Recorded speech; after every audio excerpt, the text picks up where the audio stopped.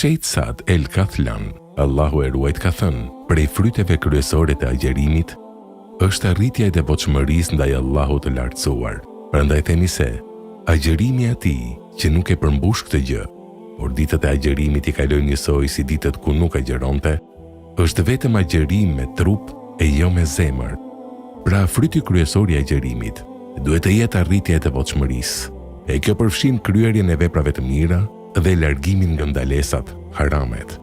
Nisur nga kjo, kërkohet që gjendja e muslimanit në Ramazan të jetë më e mirë se gjendja e tij para Ramazanit. Njerëzit në muajin e Ramazanit dhe në muajt e tjerë ndahen në dy grupe. Grupi i parë rendin drejt Allahut të lartësuar me bërjen e veprave të mira. E këta janë fituesit. Allahu i lartësuar thot: me të vërtet, ata që dridhen nga frika e Zotit të tyre, që mendojnë në shpalljet e Zotit të tyre, që nuk i shoqërojnë asgjë në adhurim Zotit të tyre, dhe që, kur japin nga pasuria e tyre, zemrat e tyre i kanë plot frikë, nga që do të kthehen te Zoti i tyre. Ata nxitojnë të bëjnë vepra të mira, dhe për këto punë janë të parët. Gjithashtu i mëdhëruari thot: me të vërtet, ata nxitonin për vepra të mira dhe na luteshin me shpresë e frikë dhe ishin të përulur ndaj nesh.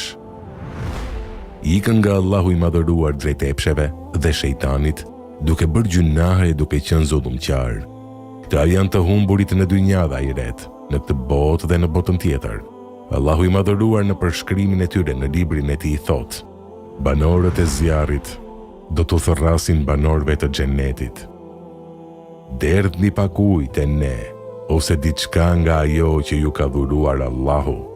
Ata thonë: në të vërtetë, Allahu këto i ka ndaluar për mohuesit, të cilët e morën fen për lojë dhe argëtim dhe u mashtruan nga jeta e kësaj bote.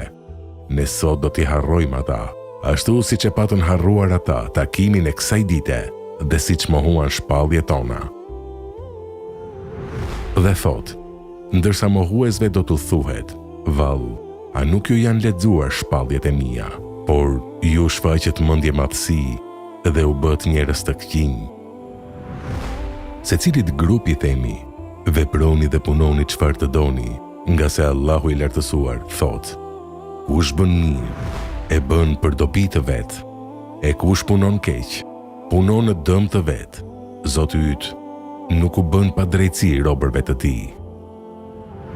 Dhe thot: kush bën mirë, e ka për vete, e kush bën keq, e bën kundër vetes, e në fund do të ktheheni të gjithë te Zoti juaj. Po ashtu thot: ata që kanë bërë vepra të mira do të kenë shpërblim më të mirë dhe do të jenë të çliruar nga tmerrja e asaj dite, ndërsa ata që kanë bërë vepra të këqija do të hidhen me fytyrë përmbys në zjarr.